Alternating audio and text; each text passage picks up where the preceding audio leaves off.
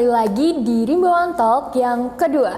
Di sini kita membahas tentang mahasiswa produktif dan di sini sudah ada narasumber yang kece-kece banget ini. Ada Kak Akban dan Kak Pras. Boleh nih perkenalan aja langsung Kak Akban dan Kak Pras. Oke, sebelumnya halo himbauan muda, perkenalkan saya Akban Nurbani. Teman-teman bisa panggil saya dengan sebutan Akban. Saya berasal dari General Forestry tahun 2022. Dan halo teman-teman semuanya, kenalin nama aku Pras Utomo. Teman-teman boleh panggil aku Pras, aku dari Kehutanan 2021. Oke, berarti Kak Akban udah semester 2 di sini dan Kak Pras semester 4 ya. Nah, kegiatannya apa aja sih selama dari semester awal sampai semester sekarang ini, kegiatannya apa aja sih? Waduh, mulai siapa dulu nih? Oke, mungkin Kak Pras dulu kali ya, senior kita. Oke. Enggak gitu. Oke, mungkin kalau langsung aja ya the point kita ya. Kalau diingat-ingat dari semester 1 dulu, aku pertama tuh ikut BMKM gitu. Aku ikut BMKM UGM dulu, aku di Adkesma dan sampai sekarang aku juga masih di Adkesma. Terus kemudian aku lanjut, aku ikut beberapa kegiatan lainnya di tingkat fakultas maupun di tingkat universitas. Kalau tingkat fakultas dulu aku juga jadi panitia Porsut, aku dulu divisi acara.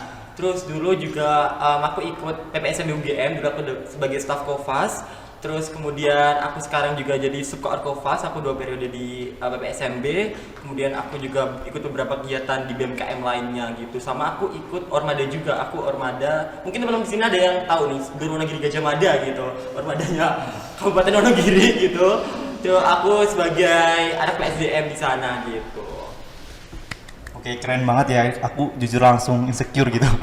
Oke, mungkin kalau dari aku sendiri, sebenarnya terlepas dari tuntutan kita selaku mahasiswa gitu ya, kewajiban juga selain perkuliahan ngikutin mungkin timeline FKT dari perkuliahan, kelas, terus juga ada juga terkait dengan praktikum, laprak dan sebagainya gitu ya. Saya juga pernah beberapa kali mengikuti aktif di organisasi dan juga kepanitiaan seperti yang tadi Kak Pras juga sebutin gitu ya. Salah satunya di Lembaga Eksekutif Mahasiswa Fakultas Kehutanan Universitas Gadjah Mada, di mana aku joinnya itu nggak nanggung-nanggung langsung ke Sosmas gitu ya, karena Sosmas ini salah satu kementerian di LM FKT yang cukup famous karena kepadatan proker-prokernya gitu.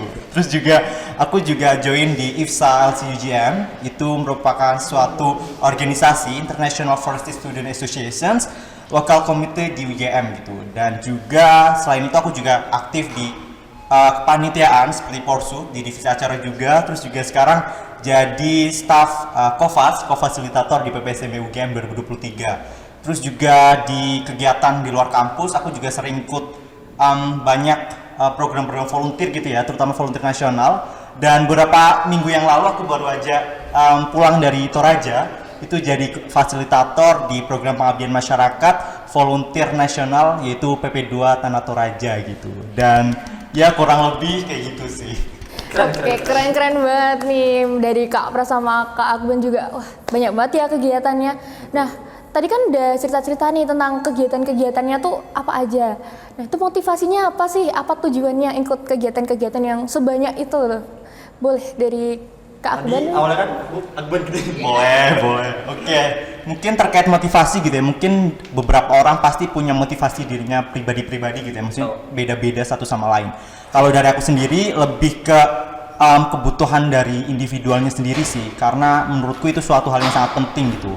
Pertama, mengingat status quo yang sekarang gitu ya. Karena kan kita udah jadi mahasiswa UGM gitu ya. Tentunya di mindset kita pun harus beda dengan mahasiswa dari univ lain gitu ya, tanpa memandang rendah ataupun memandang hal yang kurang baik, tapi juga itu jadi bisa dibilang jadi tuntutan kita harus lebih produktif gitu. Makanya ketika udah masuk di UGM ini, terutama di Fakultas Kehutanan, mau nggak mau aku udah bertekad sih dari awal harus mengikuti berbagai kesempatan yang ada, opportunity yang ada di hidup aku untuk dimaksimalkan seoptimal mungkin gitu. Karena ada beberapa orang yang bilang bahwasanya orang yang menyesal itu adalah orang yang kurang memanfaatkan kesempatan yang ada pada hidupnya gitu ya. Makanya aku nggak mau itu terjadi pada diriku gitu ya. Jadi setiap kesempatan yang ada aku pengen berusaha semaksimal mungkin gitu. Terus juga itu juga menjadi salah satu upaya aku untuk mempersiapkan masa yang akan datang tentunya. Karena bisa dibilang kalau misalnya kita belajar ataupun berkuliah terutama di FKT ini, itu sama aja kita kayak berenang di kolam renang. Jadi masih ada ukurannya gitu ya. Karena sebelum kita berenang di samudra lepas, itu pasti kita harus punya challenge ataupun punya istilahnya bekal gitu ya. Maka dari itu untuk mengatasi hal tersebut, makanya aku inisiatif dari diriku sendiri pengen mencari berbagai skill yang ada melalui berbagai aktivitas, terutama organisasi di luar kampus itu sendiri sih. Mungkin Kak Pras gimana nih? Tadi aku nggak expect sama perumpamaannya gitu. Berenang di kolam renang, mungkin berenang di mana lagi kolam renang? Oh ya di lautan ya. Betul sekali. Oke. Tapi tadi aku sebenarnya banyak setujunya sama apa pendapatnya Akban gitu. Kalau dari aku sendiri, dulu tuh aku titik mulainya tuh dari SMA gitu. Sewaktu di SMA aku tuh pengen bisa gimana caranya jadi mahasiswa yang aktif di kampus gitu. Terus terlebih dapat kesempatan buat kuliah di UGM yang mana kampus yang sangat memfasilitasi mahasiswanya untuk kita berkegiatan dan mengembangkan dirinya gitu. Oleh karena itu dulu aku kayak pengen jadi mahasiswa yang kura-kura lah istilahnya gitu, kuliah rapat gitu kan. Terus kayak oke, aku dulu juga awalnya emang pengen gabung BMKM, makanya kayak oke lah aku waktu itu langsung nyoba kesempatan gabung BMKM gitu. Terus kemudian dari BMKM itu makin kesini makin banyak ilmu-ilmu yang aku dapatkan. Terus ada lagi nih, aku pengen ningkatin lagi nih, apa sih yang perlu aku tingkatin gitu. Karena ketika kita gabung organisasi itu kita nggak semata-mata aku pengen gabung ini karena aku pengen isi CV ku aja gitu, tapi apa sih tujuan yang pengen kalian dapatkan ketika akan bergabung kepada organisasi itu. Misal nih, kalau aku dulu aku emang pengen ngembangin public speaking dan leadershipku, makanya aku gabung BMKM karena di situ emang beber ngembangin, dan apa yang aku dapatkan tuh aku dapat di situ. Terlebih aku langsung gabung ke PPSMB yang dimana itu beber pelatih aku karena di dalamnya banyak pelatihan terkait public speaking, leadership, manajemen waktu dan lain sebagainya gitu. Sehingga emang tadi yang sebenarnya nambah bener, balik lagi ke kebutuhan individu. Kalau misal emang kamu tuh gabung organisasi cuma semata-mata ngisi CV, menurutku itu enggak banget, karena kamu nggak bakal dapat apa yang kamu dapatkan di situ gitu. Ya dapat capeknya aja, tapi nggak dapat value yang kamu dapatkan di organisasi tersebut gitu. Jadi tentukan dulu tujuan utamamu ketika akan masuk ke dalam sebuah kepanitiaan atau organisasi, karena masuk ke kepanitiaan atau organisasi itu bukan semata-mata cuman masuk aja tapi bakalan capek dan kelihatan nih kontribusimu di situ gitu. Karena kalau di CV dilihatnya, loh orang ini kok banyak nih organisasinya, terus ketika dia melamar kerja atau lainnya kok dia nggak bisa ngerjain hal ini kayak gini, betul simpel, berarti itu nanti bisa ditarik ke belakang, kontribusinya dulu di organisasi atau kepanitiaan buruk dan lain sebagainya gitu. Jadi perlu diperhatikan pada waktu tersebut tuh kamu tuh kesibukannya tuh apa aja, terus tentuin dulu tujuannya baru deh masuk gitu. Karena sebagai mahasiswa fokus utama kita adalah tentu mengejar nilai gitu. Akademik itu adalah hal yang pertama, dan organisasi dan sebagainya itu adalah hal kesekian gitu. Oke. Keren banget, keren. Dari Kak Akban sama Kak Pras sendiri tuh motivasinya tuh kayak keren banget gitu ya. Jadi selain motivasi, kan motivasi ini juga bisa menginspirasi rimbungan muda ini juga. Nah, terus manajemen waktunya tuh gimana sih dari Kak Pras dan Kak Akban, kok bisa memanajemen waktu dengan sebanyak itu kegiatannya?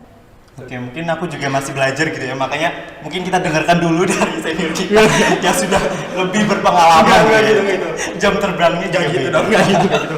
Di sana kayak juga masih belajar ya, masih belajar gitu. Sama-sama belajar. Ya, sama-sama belajar gitu.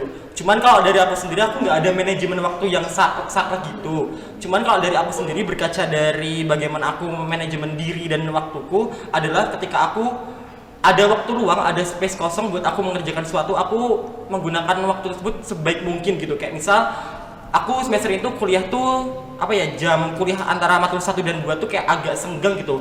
Mungkin rentangnya kayak 3 sampai 4 jam gitu. Nah, dalam waktu 3 sampai 4 jam itu biasanya aku menggunakannya buat kayak ngerjain hal yang sebenarnya belum selesai, kayak misal entah itu organisasi, akademik dan sebaiknya itu aku selesaikan pada jam tersebut juga gitu. Kemudian aku juga tipe orang yang ingin menyelesaikan tugas tuh cepat-cepatnya. Kayak misal aku dapat tugas nih, katakanlah tugas A itu aku sebisa mungkin nyicil dulu entah di hari tersebut atau H+1 gitu, supaya emang entar kedepannya aku tuh udah ada gambaran, tugas itu tuh udah aku kerjain sebagian kecilnya, supaya nanti kedepannya aku tinggal ngungkapin aja gitu. Karena aku tipe orang yang kayak agak main terus kayak ada tugas yang belum aku sentuh sama sekali tuh kebayang-bayang gitu. Jadi iya gitu kan, jadi kayak sebisa mungkin tuh kita udah ada bayangan ngerjain tugasnya tuh kayak gimana gitu dulu.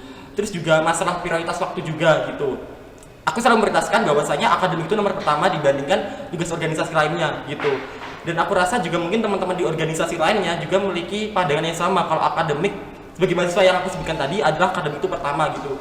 Jadi mungkin kalau misalnya emang ada tugas-tugas akademik atau hal lainnya diselesaikan terlebih dahulu gitu, karena itu menyangkut nilai dan juga masa depan kita gitu, baru nanti tugas-tugas organisasi atau kepanitiaan lainnya. Kalau dari aku gitu sih sebenarnya. Oke, sebenarnya kalau dari aku sendiri juga kurang lebih sama gitu ya, poinnya udah dijelaskan sama Kak Pras.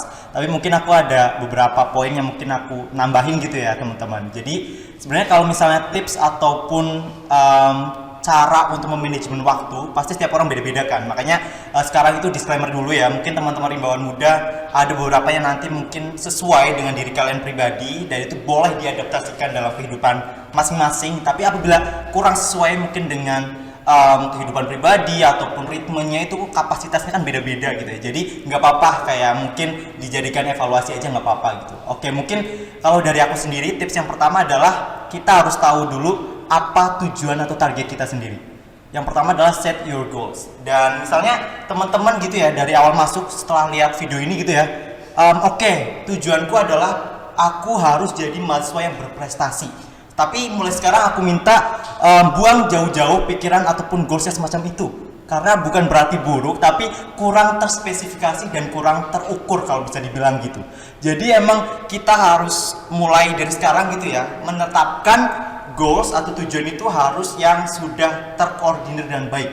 Alih-alih kita menggunakan kalimat aku tuh harus jadi mahasiswa berprestasi, kita tuh bisa ubah gitu ya dengan cara yang lebih baik, lebih spesifik lagi, bahwasanya mungkin contoh di semester 2 aku harus jadi mahasiswa berprestasi pertama tingkat fakultas gitu. Jadi kan beda kan ya antara kalimat pertama dan kalimat kedua. Jadi apabila teman-teman udah mampu untuk mengkoordinir dan juga menciptakan goals atau target yang sudah terarah, maka otomatis akan termindset juga, pola pikirnya akan tertanam bahwasanya cara untuk meraihnya pun udah juga ada arahannya gitu. Jadi nggak masih bingung, ragu-ragu dan lain sebagainya gitu. Oke, yang kedua terkait dengan seperti yang udah tadi Kak Pras mention sebelumnya, yaitu prioritas. Kita juga harus penting-pentingnya skala prioritas. Nggak cuma teman-teman yang baru mulai ingin terjun gitu ya istilahnya, tapi juga teman-teman yang mungkin mahasiswa lain, terutama saya sendiri juga masih kadang itu sometimes and somehow itu masih bingung juga, kewalahan juga, bingung mengatur mana yang harus di skala prioritaskan terlebih dahulu gitu. Dan tips dari aku sebenarnya teman-teman bisa menerapkan prinsip urgent and important gitu. Jadi ada mendesak dan juga penting gitu. Jadi teman-teman bisa menganalisis secara pribadi gitu ya, antara mungkin satu kegiatan ini dan kegiatan lainnya itu seperti apa. Yang pertama mungkin ada kegiatan A gitu ya, contoh kegiatan A, itu teman-teman analisis apakah itu masuk ke penting dan mendesak. Apabila ya, harus menjadi skala prioritas yang pertama, itu harus banget teman-teman kerjakan terlebih dahulu.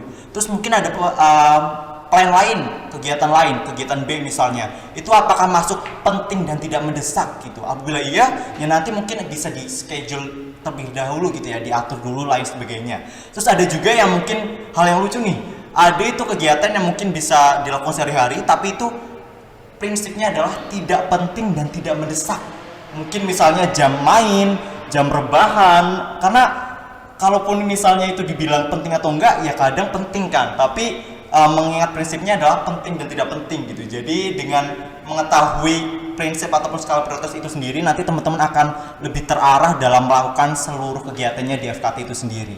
Terus yang ketiga, yang paling penting nih teman-teman, harus konsisten and participant. Dan itu harus banget teman-teman pikirkan ya, dan juga tanamkan di mindset teman-teman bahwasanya kadang ketika kita melakukan kegiatan kita gitu ya Kak Pras, pasti nggak lepas ada namanya capek, lemes, letih, lunglai dan lain sebagainya. Dan itu memang hal yang wajar gitu ya teman-teman. Jadi kuncinya adalah tetap konsisten. Kalaupun lagi bener-bener lagi burn out ataupun capek dengan segala timeline yang ada, teman-teman bisa berhenti sejenak. Teman-teman take the time, terus bisa langsung belajar istirahat sejenak, tapi jangan lupa untuk balik lagi gitu ya. Karena kebanyakan teman-teman kita udah istirahat tapi malah kebablasan gitu ya, itu yang nggak baik juga gitu. Dan misalnya ada capek atau enggak, itu sebenarnya menjadi suatu pengorbanan sih teman-teman. Jadi nggak usah takut misalnya nanti bisa atau enggak gitu ya, mau nggak mau harus mau, mampu nggak mampu harus mampu. Jadi itu sih yang kira-kira bisa diterapkan juga untuk teman-teman Rimbawan Muda yang ingin mencoba untuk lebih produktif ke depannya gitu ya, mungkin itu. Oke, tadi udah ada skala prioritas, udah ada menentukan tujuan dan lain-lainnya dari Kak Akban dan Kak Pras. Itu tentu bisa menjadi buat pandangan nih buat rimbawan muda biar begini cara memanajemen waktu mereka ini yang udah banyak banget kegiatannya. Nah, dari Kak Akban dan Kak Pras sendiri nih, menurut kalian seberapa penting sih untuk menjadi mahasiswa produktif? Akbar dulu deh. Oke, kalau ditanya penting nggak penting, sangat penting gitu ya. Karena pada kenyataannya gitu ya, ketika kita memasuki dunia perkuliahan tentu berbeda dengan dunia sekolah gitu ya. Di sini kita itu berbeda kehidupannya, bisa dibilang 360 derajat gitu. Karena kita dituntut untuk mandiri, kita bisa mengontrol diri sendiri, memanajemen waktu, memanajemen terutama mindset yang ada di otak kita gitu ya. Karena pada dasarnya ketika kita tidak mempunyai suatu skill itu bakal bahaya banget sih, karena nggak bisa mengatur ini itu dan nanti pasti banyak yang overlap, ada kewalahan dan lain sebagainya gitu. Jadi kenapa penting? Karena teman-teman juga perlu mengetahui bahwasanya kehidupan di perkuliahan itu nggak semena-mena terkait dengan kuliah pulang gitu ya. Kalau teman-teman berpikiran hanya kupu-kupu kayak gitu, pasti banyak banget kesempatan-kesempatan yang harusnya gitu teman-teman ambil malah nggak diambil gitu. Jadi itu sangat disayangkan banget gitu. Terus juga nggak ada ruginya sih kalau misalnya kita benar-benar niat serius dan mampu untuk mengambil semua opportunity yang ada gitu. Karena pada dasarnya semuanya akan ada sisi positifnya gitu. Dan itu yang menjadi orientasi utama ketika kita mau menentukan ataupun mengikuti suatu aktivitas gitu. Karena pastinya banyak banget kan dampak positifnya, seperti bisa melatih public speaking, terus juga bisa leadership contohnya, terus juga banyak sekali terutama dalam memanajemen diri kita sendiri, dan itu sangat diperlukan nggak hanya di masa sekarang tapi juga di masa yang akan datang gitu. Kalau Kak Pras gimana? Ya sebenarnya aku juga banyak setujunya gitu sama pendapatnya Akban gitu. Tapi kalau ditanya terkait penting atau nggak penting tuh balik lagi ke pertanyaan dan pernyataan-pernyataan awal aku tadi gitu. Itu tergantung tujuannya teman-teman sendiri gitu. Tapi sebenarnya kalau menurut aku sendiri, at least teman-teman tuh gabunglah satu atau dua lah organisasi atau kepanitiaan gitu. Karena itu sangat berdampak banget terhadap hal akademiknya teman-teman. Kayak dari hal yang simpel deh. Misal kita presentasi di kelas. Presentasi di kelas itu bukan cuma sekedar kita baca PPT aja, tapi bagaimana kita bisa menjelaskan dengan baik, mendeliver materi-materi yang udah kita kemas dengan baik ke para audiens, yaitu teman-teman kita supaya dia bisa menerima materi dengan baik. Nah, hal tersebut itu banyak kita dapatkan ketika kita berorganisasi atau kepanitiaan gitu. Mungkin kita juga bakal dapat hal kayak gitu tuh di hal akademik. Cuman kalau hal akademik tuh pasti basic banget dan itu lebih ke kita jelasin teori, bukan practical skill-nya. Dan practical skill itu pasti kita nyari sendiri, belajar sendiri. Yaitu salah satunya lewat organisasi, kepanitiaan, dan lain sebagainya gitu. Jadi kalau tanya penting nggak penting, menurut aku sih penting. Cuman ya tadi balik lagi ke tujuan dan apa sih yang pengen teman-teman cari ketika akan bergabung ke suatu organisasi atau kepanitiaan itu sendiri gitu. Karena emang berdampaknya tuh berdampak yang luas gitu. Kayak misal kita lulus pastinya bakal cari kerja, dan aku yakin dan mungkin buat aku sendiri aku rasa tuh kayak nyari kerja terlebih di era yang sangat maju ini semakin susah gitu. Kemudian saingan kita kan juga sekarang udah bukan manusia lagi, pasti ada AI, robot dan lain sebagainya gitu. Dan yang skill yang benar-benar kita butuhkan di masa depan ya adalah soft skill itu gitu. Karena aku pernah baca bahwasanya nilai dan lain sebagainya itu tuh di bawah soft skill gitu. Tapi ya balik lagi bahwa nilai itu tetap penting, tapi kita juga harus mengembangkan hal yang penting lainnya, yaitu soft skill yang kita latih dengan cara kita berorganisasi, kepanitiaan dan lain sebagainya. Dan tentunya gabung organisasi atau kepanitiaan tuh nggak usah cari yang muluk-muluk, aku pengen gabung yang tingkat universitas, aku pengen yang ini tuh, tapi ya benar-benar sesuai dengan teman-teman dan bisa memberikan value yang teman-teman cari di situ gitu. Jadi aku rasa penting gak penting disesuaikan dengan tujuannya tadi gitu. Oke, berarti termasuk penting juga ya, karena banyak banget di benefit yang bakal didapetin. Nah, ngomong-ngomong soal benefit, itu apa sih yang dirasain? Apa sih benefit yang kalian rasakan dari mahasiswa produktif itu? Saya dulu nih. Kak Pras mungkin. Oke. Kalau dari aku sendiri, aku ngerasa dulu tuh aku pertama kali tuh pengen masuk organisasi atau kepanitiaan ada public speakingku gitu. Aku gimana caranya biar melatih kepercayaan diriku buat tampil menjelaskan sesuatu ke khalayak umum, ke apa ya istilahnya orang-orang banyak gitu. Dan itu beberapa aku dapatkan ketika aku bergabung di beberapa organisasi ataupun kepanitiaan yang sebelumnya udah aku ikutin gitu.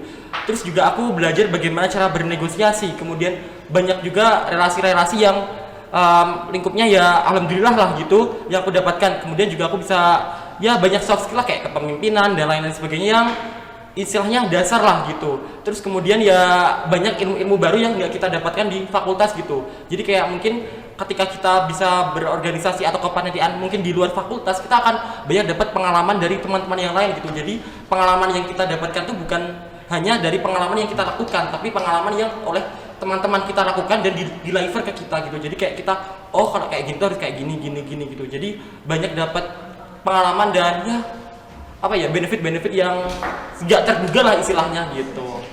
Bener banget, sebenarnya udah tersampaikan juga ya semuanya, hampir semuanya sama Kak Pras gitu ya. Mungkin yang paling jelas adalah aku ingin meng-highlight lagi bahwasanya benefitnya itu banyak banget gitu ya. Karena banyak banget benefit yang bakal diraih, yang dapat kita dapat selain kita mengikuti di luar perkuliahan biasa gitu ya. Jadi emang bener-bener itu bisa bikin kita apa istilahnya ya,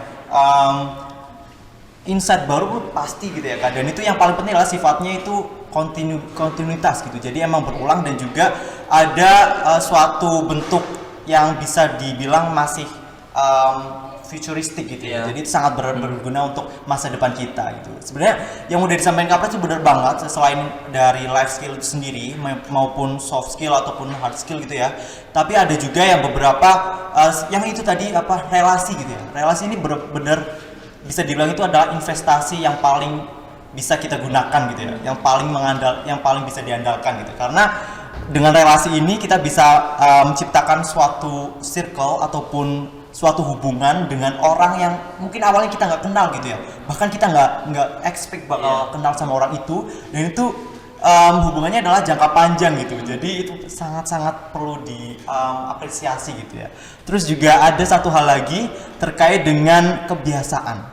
Yang paling jelas adalah kebiasaan dari diri kita sendiri.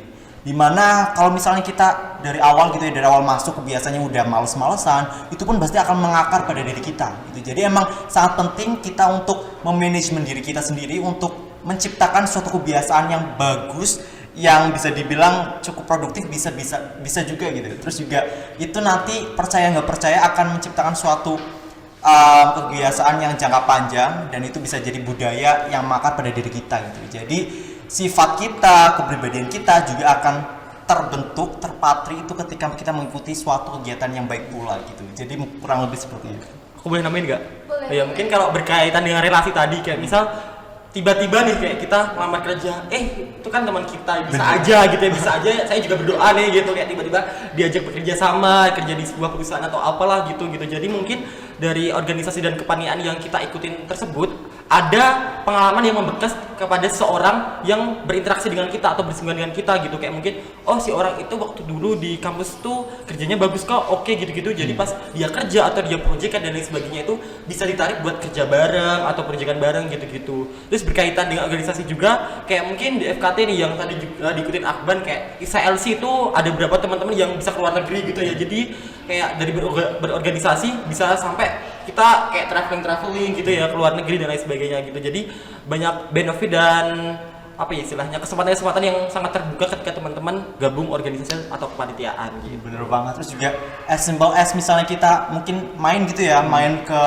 mungkin yang masih satu Indonesia gitu ya, mungkin ke daerah lain, terus tiba-tiba di situ kita nggak ada teman, nggak ada apa, tiba-tiba ada yang kontak, oh kamu lagi di sini gitu, oke main ke rumahku aja, kan itu suatu hal yang sangat-sangat tidak terduga kan ya, dan itu sangat-sangat patut kita apresiasi sih, dan itu wajib banget teman-teman untuk menciptakan relasi yang seluas-luasnya. Tapi jujur apa yang kamu ucapin itu berlaku pada aku gitu, karena kayak aku punya temen di kota-kota di Jateng dulu, karena aku ikut Fasis Jateng. Terus ketika aku main ke Semarang atau kemana tuh, aku tidurnya tuh di rumah mereka gitu. Jadi tuh sangat menghemat biaya pengeluaran ketika main ke kota orang gitu ya. Kita nginep di rumahnya dia gitu. Jadi ya sistem itu benefit yang kita dapatkan dari berorganisasi gitu. Semoga dengan banyaknya benefit ini bisa menambah semangat Rimbawan Muda ya buat jadi mahasiswa produktif. Nah, ini udah sampai ujung acara ini. Gak kerasa ya? Iya, gak kerasa banget. Gak kerasa banget nih. Nah, kami ucapin terima kasih dulu kepada Kak Pras dan Kak Akban atas waktunya udah mau diajak ngobrol-ngobrol di sini. Nah, boleh juga ngasih closing statement nih buat Rimbawan Muda. Akban dulu deh. Oke, mungkin closing statement dari aku, kepada rimbawan muda yang istilahnya baru mau terjun gitu ya, terjun langsung di Fakultas Kehutanan, itu nanti teman-teman akan langsung dihadapkan oleh dua pilihan, antara keluar dari zona nyaman atau memperluas zona nyaman. Jadi bisa dibilang, bisa kita simpulkan pula bahwasanya produktif itu merupakan suatu pilihan dan keputusan gitu ya. Jadi semuanya tergantung dari pilihan dan juga keputusan teman-teman semuanya gitu. Dan teman-teman juga harus berpikir bahwasanya sibuk dan produktif itu merupakan suatu dua hal yang berbeda gitu ya. Orang sibuk belum tentu produktif, tapi orang produktif juga enggak semena-mena selalu sibuk gitu ya. Jadi perlu ditanamkan pada mindset teman-teman semuanya bahwasanya orang yang produktif itu mereka orang yang fokus membenahi diri, fokus mau belajar, fokus untuk selalu mengupgrade diri kita, fokus untuk selalu menjadi versi terbaik diri kita. Jadi just trust the process, keep doing, keep moving, and ya itu merupakan salah satu tanda yang menciptakan kita bahwasanya kita akan produktif dan terus bertambah. Sekian. Oke. Aku jadi agak bingung nih motivasi apa. Agak pressure juga nih ngasih motivasi. Oke, tapi mungkin pesanku buat teman-teman mahasiswa baru FKT ataupun di luar FKT nantinya, ketika teman-teman udah menjadi mahasiswa nih, tentukan dulu apa tujuan sebenarnya teman-teman ketika masuk di dunia perkuliahan gitu. Kemudian setelah teman-teman udah menemukan apa sih namanya tujuannya, kembangkan diri teman-teman melalui apa sih tujuan teman-teman yang awal tadi gitu. Oke, mungkin pertama teman-teman ingin mengembangkan soft skill, ingin menjadi mahasiswa berprestasi dan lain sebagainya. Carilah wadah yang tepat untuk teman-teman mengembangkan apa yang ingin teman-teman cari tersebut gitu. Nah, ketika teman-teman sudah masuk ke wadah tersebut, teman-teman harus berkontribusi, harus mengeluarkan kemampuan terbaiknya di situ supaya apa yang teman-teman cari itu benar-benar didapatkan oleh teman-teman gitu. Jangan sampai teman-teman malah udah masuk di situ dan membuat teman-teman sendiri itu tidak mendapatkan value-nya dan malah membuat nama teman-teman sendiri itu bisa buruk di situ. Jadi emang perlu kehati-hatian ketika kita masuk dalam suatu organisasi atau kepanitiaan gitu. Jadi oh ya juga memang banyak pengorbanan juga ketika kita udah masuk ke dalamnya gitu. Jadi jangan sampai karena aduh aku pengen banget jadi mahasiswa yang kura-kura kuliah rapat. Nah kebanyakan akhirnya teman-teman nggak bisa bagi waktu, teman-teman kewalahan dan ya udah teman-teman nggak dapet apa-apa gitu. Jadi kalau misal emang pengen sesuatu, teman-teman harus pikirkan berbagai kemungkinan gitu, apa tujuan dan apa yang teman-teman korbankan gitu. Tujuannya apa berarti harus ada yang dikorbankan. Kayak misal teman-teman ikut organisasi dan kepanitiaan pasti akan ada waktu yang teman-teman korbankan, main dengan teman, keluarga dan lain sebagainya, itu pasti akan teman-teman korbankan gitu. Jadi ya nanti silahkan dinikmati dinamika di lingkup kampus, di lingkup perkuliahan dan semoga teman-teman sukses di dalamnya. Nah bener banget nih, aku izin nambahin sedikit, ada satu hal yang paling penting gitu ya, yaitu tadi Kak Pras sempat mention terkait dengan sesuai dengan kapasitas masing-masing gitu ya Kak. Jadi emang kita juga dalam menciptakan ataupun melaksanakan sesuatu itu harus sesuai dengan kepribadian diri kita gitu. Semuanya itu yang tahu adalah diri kita sendiri. Jadi kapasitas ataupun kemampuan kita mau atau enggak itu juga tergantung dari kita sendiri. Jadi kadang itu teman-teman mungkin bisa pengen banget gitu ya menghandle semuanya gitu, tapi pada kenyataannya nggak bisa semua gitu teman. Jadi pasti akan ada pengorbanan dan juga perjuangan yang akan teman-teman hadapi gitu. Dan nggak usah khawatir, semuanya akan berjalan dan baik ketika teman-teman mau untuk mencoba keluar dari zona nyaman itu sendiri. Dan jangan malu-malu, sebenarnya kalau misalnya teman-teman mau ya udah gas aja gitu. Betul sekali. Oke, terima kasih Kak Pras, Kak Akbar. Terima kasih juga Adira. Yes. Mungkin sekian dari Rimbawan Talk 2 kali ini. Sampai jumpa di Rimbawan Talk berikutnya. Dadah. Bye.